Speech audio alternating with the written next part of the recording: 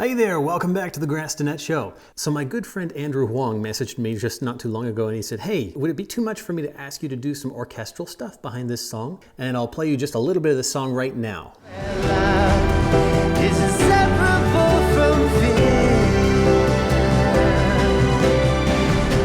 Okay, so that's the finished song right there. So what I'm gonna do is I'm gonna go into the parts that I sent to Andrew, the parts that I orchestrated and created after he had given me his original song form. But first, before we get into breaking down individual pieces, I'll play you the orchestral section alone. So what it sounds like without anything that Andrew did, this is all just my part that I added to Andrew's song. So here you go.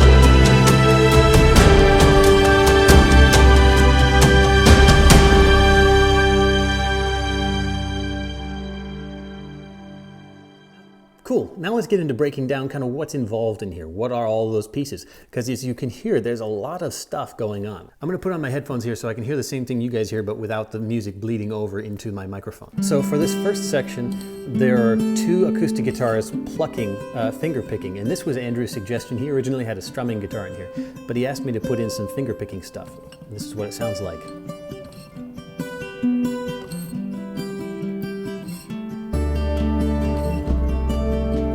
And I also ended up adding a bass line.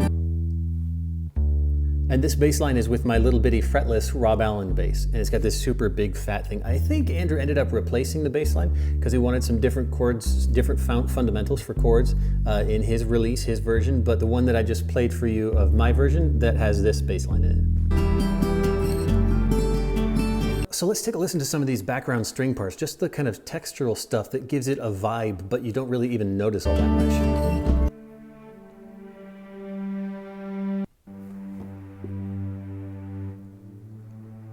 A lot of the stuff that I used is from Spitfire Audio, and this is their chamber strings orchestral library.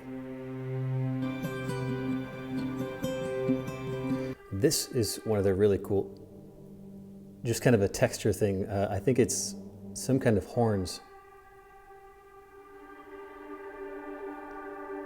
So let's move ahead a little bit into where it gets a little intense, and you can hear different parts of it and some of the percussion stuff.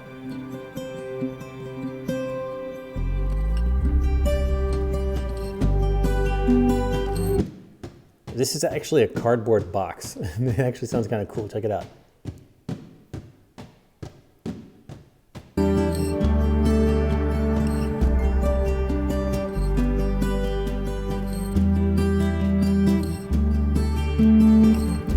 There are also these big hits in here. Let me play that again.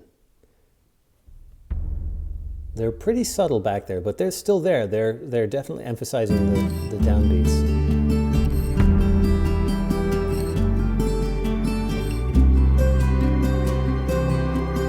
Here's where the song started to pick up and it started to get a little more intense, so I added some more stuff in there. Like you can see some more percussion parts coming in. And that cello, that is the Tina Guo cello library here. Oh, and I also added some bass harmonies. Where's that? Let's see if I can find it. Oh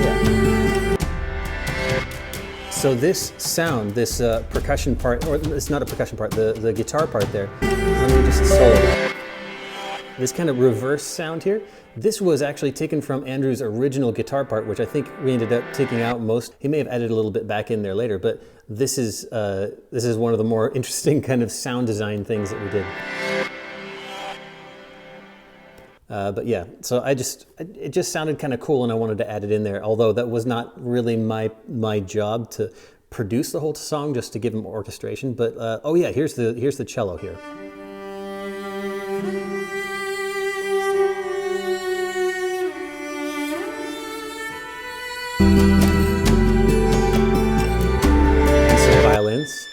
Really high harmonics and harmony for the guitar. Here's some hand percussion stuff. And a cajon.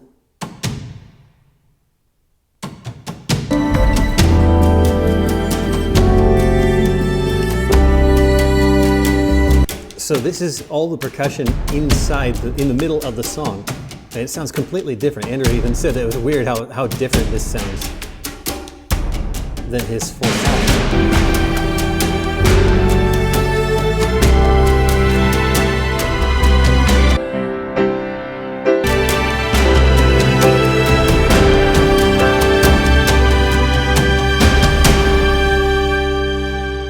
So I'm not really sure how many instruments individually we ended up with. What you're seeing right here is the stemmed out version. So this is how I would send it to Andrew finished. Like sometimes I would put all the instruments in that section together, maybe all the woodwinds or all of the horns or something like that, so that we don't end up having, I think, like 60 different, individual stems. So we can mix things later on if we want to. I think Andrew ended up remixing a bunch of the stuff and made it fit with his song, and then ended up recording a bunch of other stuff as well, adding to it. But yeah, so that's the orchestral parts behind Lake Louise by Andrew Huang.